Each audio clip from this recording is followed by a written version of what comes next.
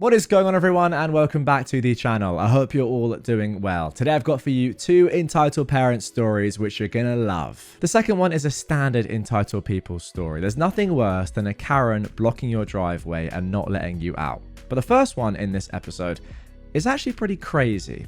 A kid goes to jail for 2 weeks, right? Just 2 weeks.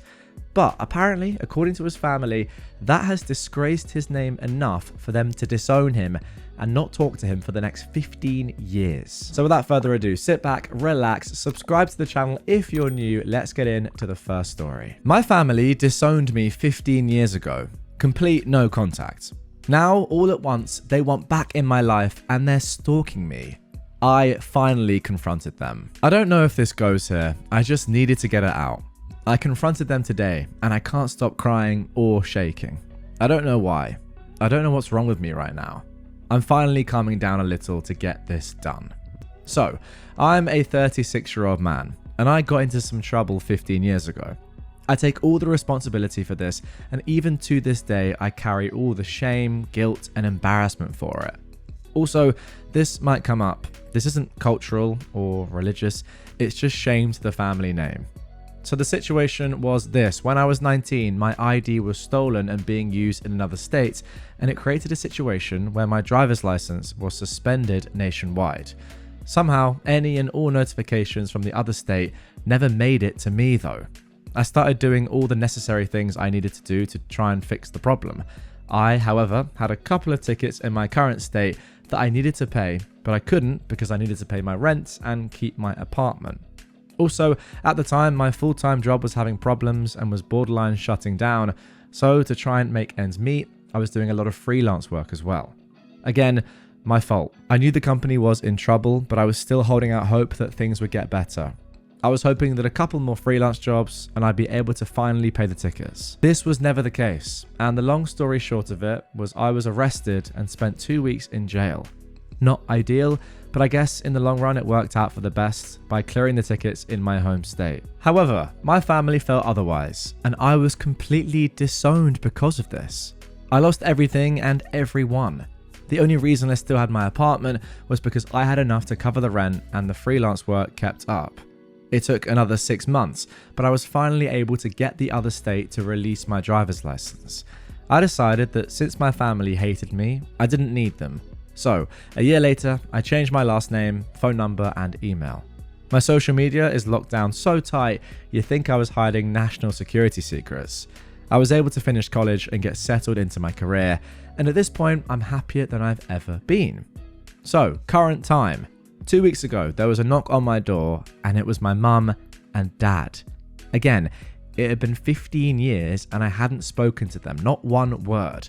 The only thing I could get out of my mouth was, "How did you find me and what are you doing here?" My mum's response was, $5,000 to a PI. Finally, a search of Facebook with just your first name found you and the PI confirmed it was you. I responded, "You didn't answer my second question. What are you doing here?" My mum again, "It's been 15 years. Looking at where you are, it seems you've learned your lesson and you're succeeding. You've missed out on a lot of things." I ended with, "Yeah, I've learned my lesson. One of them is don't think anyone will ever help you or be understanding, even your family. And yes, I did succeed. And I did it entirely without you. Please leave and don't ever come back." I shut the door in their face, locked it, checked the back door, and I closed all the curtains. I'm guessing they hung around for another 15 minutes, knocking, demanding to be let in. I went back to bed, turned the fan on high, and I went back to sleep. I did do some research, and yeah, I've missed out on a lot. I have nieces and nephews, brothers and sisters-in-law, but the truth is, I don't know any of them, and I don't think I need to. I live a very quiet life. I can count on 2 hands how many friends I actually have. A friend said I may have taken it too far, that I should have given them a chance, and if I didn't like what they had to say, then I could have told them to go away. I was hoping that this was going to be the end of it, but no, they've now taken to stalking me. I'll be completely honest, they're harmless, but just a real pain in the butt. And also I've been screwing with them and having some fun with the help of a friend. He now calls them fleas and will check on me asking if I have fleas or not. It's kind of funny. If I say yeah, then it's game on. The first night he came over and we walked downtown to a really expensive restaurant that I knew they were never going to go to. Another night, we went to the prawn store. That was the best one. This past week, the way my days off fell, I had a 5-day stretch, so I decided to go to the city for a few days. I'm walking distance to the Amtrak station and they followed me. I kept my AirPods in the whole time and I know they were trying to talk to me, but I just ignored them the whole time. People on the platform were even telling me that they were talking to me. And I said, look, I know, but I don't want to deal with them. The train came and I got on and left them to watch, and I loved it. It got to the point that I finally, though, had to acknowledge them. They weren't going to go away, so we met at the park across from my apartment. I didn't hold anything back. I told them that this was the one and only time I was going to talk to them. I took a page from the Matlock series and I told them I was their judge. I was their jury. Thank you, Olympia Lawrence. I then told them that as far as I was concerned, they were guilty of anything and everything, and all I was doing was hearing what they had to say before I walked away from them.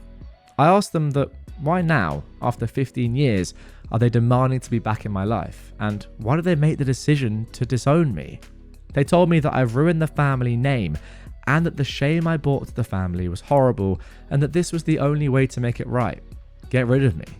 They said that recently my name has been coming up in conversation and that the family has grown with a lot of new people. That brothers and sisters-in-law are asking questions about who is Brinley.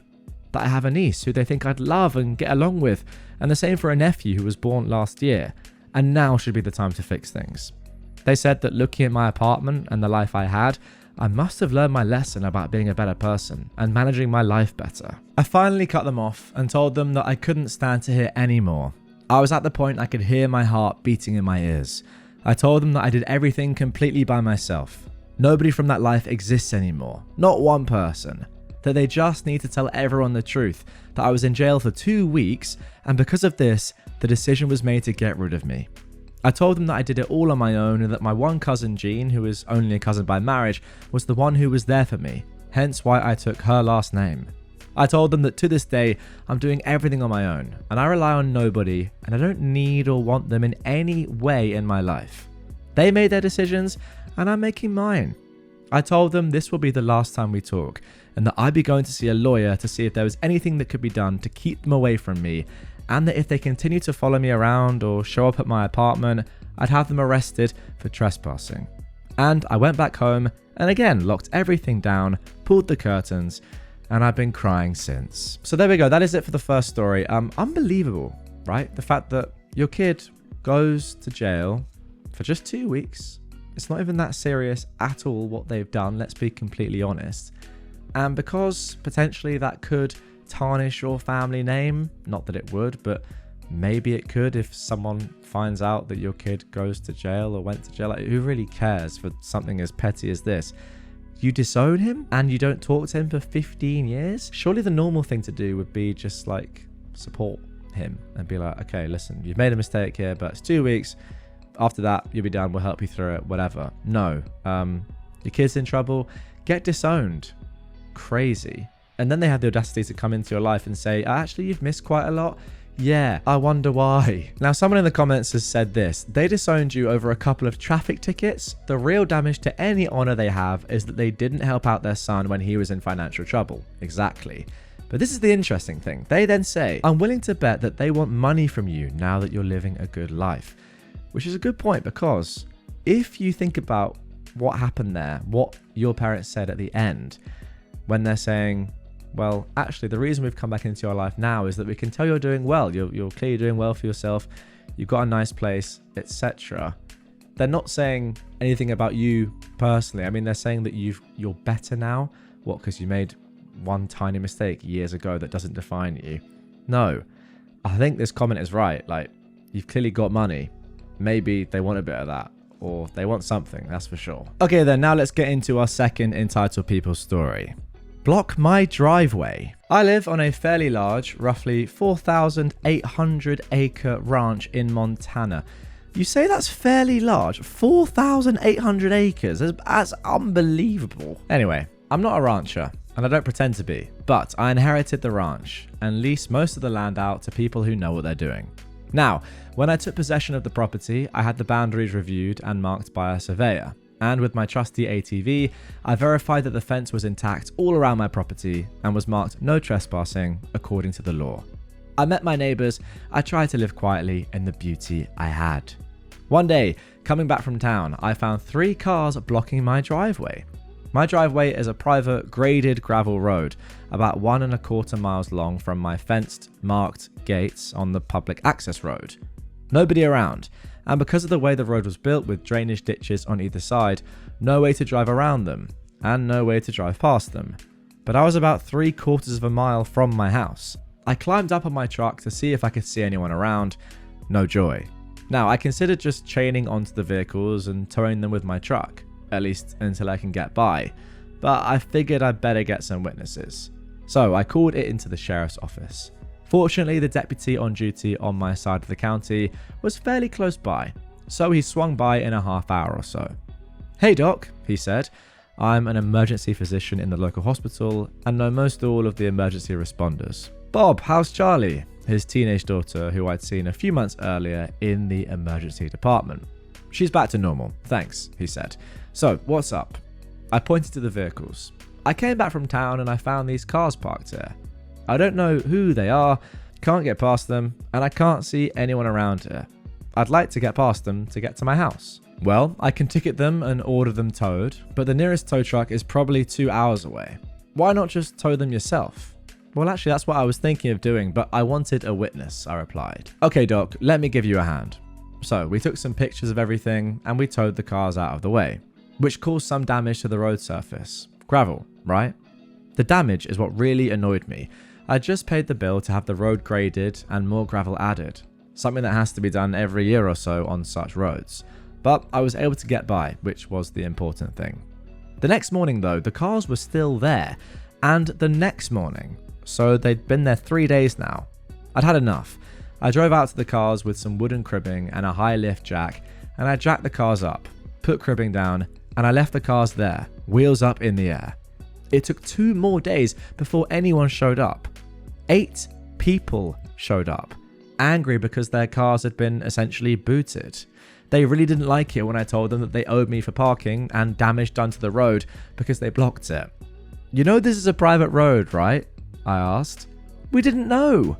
"Well, you had to pass a closed gate with signs to get onto this road, then you blocked the road because you were too stupid to park like an adult. You blocked emergency access to my home. I should have your cars towed," which, by the way, the sheriff told me I could do. They started threatening me, saying they'd call the police. "Go for it," I say.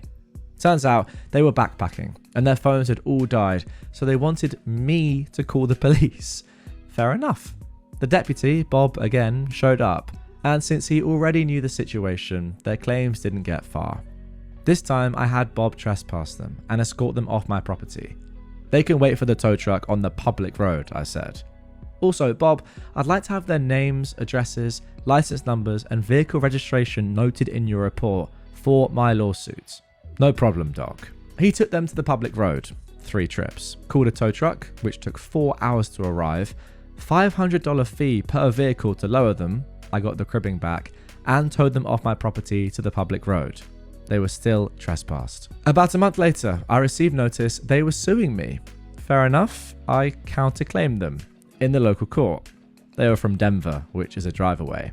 My lawyer laughed at their claims, and so did the judge, and they were very unhappy when he ordered them to pay for resurfacing the road, again, plus storage and punitives. They threatened to appeal. My lawyer explained they were welcome to do so, but the appeal would still be in Montana in the state Supreme Court. Montana doesn't have an immediate appellate court.